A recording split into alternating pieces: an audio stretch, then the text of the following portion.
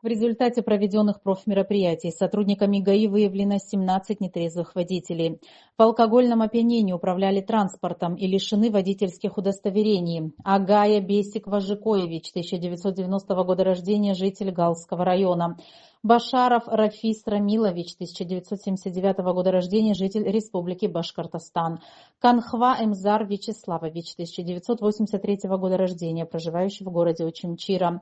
Ашуба Аслан Валикоевич, 1990 года рождения, житель Учимчирского района. Тарбаев Анатолий Сергеевич, 1982 года рождения, проживающий в городе Гагра.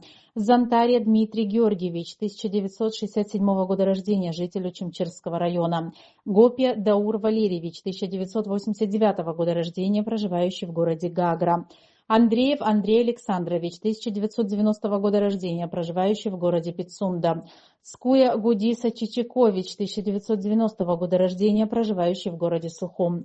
Мищенко Максим Алексеевич, 1987 года рождения, житель Гудаутского района. Гвацбая Зураб Зурабович, 1989 года рождения, проживающий в городе Ткварчал. Ханимов Хуснидин Хадинзор Аглы, 1993 года рождения, проживающий в городе Гагра. Черняйкин Вячеслав Васильевич, 1972 года рождения, житель Республики Мордовия.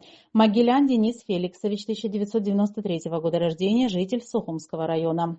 Тарасян Вячеслав Львович, 1978 года рождения, проживающий в городе Новый Афон, пребывал за рулем в наркотическом опьянении. Узунян Даниэль Гарикович, 1992 года рождения, проживающий в городе Новый Афон, за управление автомобилем в наркотическом опьянении без водительского удостоверения, осужден к 15 суткам ареста. Алты Байнал Владимирович, 1998 года рождения, проживающий в городе Сухум, арестован на 15 суток за аналогичное правонарушение.